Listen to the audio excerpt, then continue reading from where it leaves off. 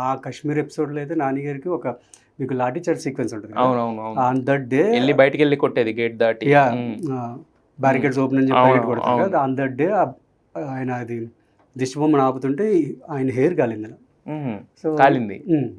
Side లాగా కాలింది దాన్ని Okay. ఆపుతుంటే then shoot ఆపుతారేమో అనుకున్నారు. ఆయనలే పర్లేదు జస్ట్ గోయింగ్ క్యారవాన్కి 5 minutes ఆయన వచ్చేసి కంటిన్యూ చేసిన తర్వాత కూడా లాఠీ చార్జ్ ప్రాసెస్లో ఆయన వెనక్కి తిరగగానే ఇక్కడ కెమెరా ఇది ఉంటుంది కదా అండ్ చుట్టుపక్కల ఎడ్జెస్ ఉంటాయి కదా అది ఇక్కడ తగిలి అరే ఆయనకి ఒక 7 కుట్ల దాకా పడినాడు ఇమీడియట్గా.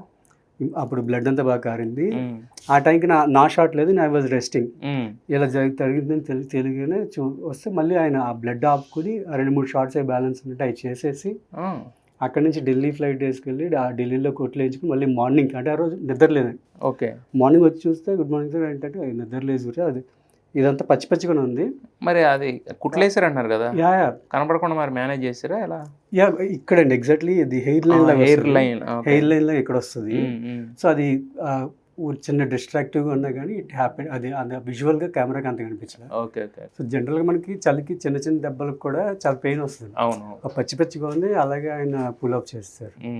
So it's so much of love towards the cinema. Yes yes. అంటే మరి కాశ్మీర్ అనగానే క్లైమాటిక్ కండిషన్స్ ఒకటే కదా, చాలా అంటే ఒక సినిమా ప్రాసెసింగ్ అంటే చాలా ఉంటాయి కదా. సో మరి ఇంకే ఎలాంటి కష్టాలు డిఫికల్టీస్ అని ఫేస్ చేస్తారా మీకు సంబంధించి? నాకు సంబంధించి టీం అంతా చాలా ఎఫర్ట్స్ పెట్టారండి.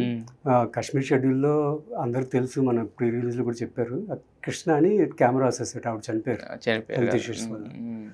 So at the same time cinema shoot అంతా అయిపోయింది. క్లైమాటిక్ కండిషన్స్ షూట్కి ఎలా కావాలో అలా సపోర్ట్ చేసుకుంటూ వచ్చినాయి. At the end of the end shot అప్పుడు మంచు పడడం స్టార్ట్ అయింది. అక్కడి నుంచి ఆగల. మేము చాలా పైన ఉన్నాం.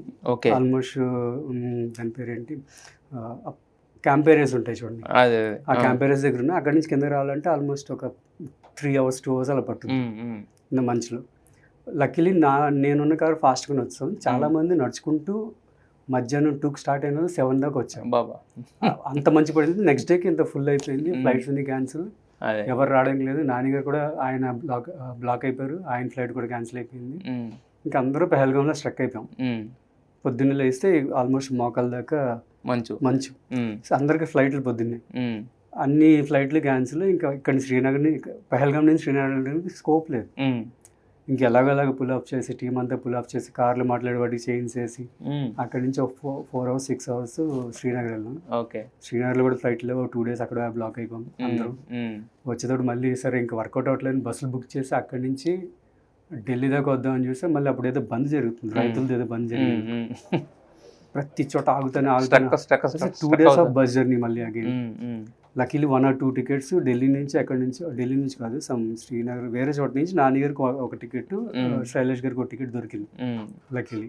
సో వాళ్ళని అటు వాళ్ళు 1 day స్ట్రక్ అయ్యారు, మిగిలిన టీం అంతా ఒక 2 days స్ట్రక్ అయ్యాం. ఇంక మళ్ళీ ఇక్కడికి వచ్చి ఇమీడియట్గా మళ్ళీ 2 daysలో ఇక్కడ షూట్ స్టార్ట్. ఓకే. ఎక్కడ టైంని ఎన్ని హడల్స్ వచ్చినా టైంని మాత్రం చేయడానికి వేస్ట్ చేయకుండా చేశారు. ఎస్.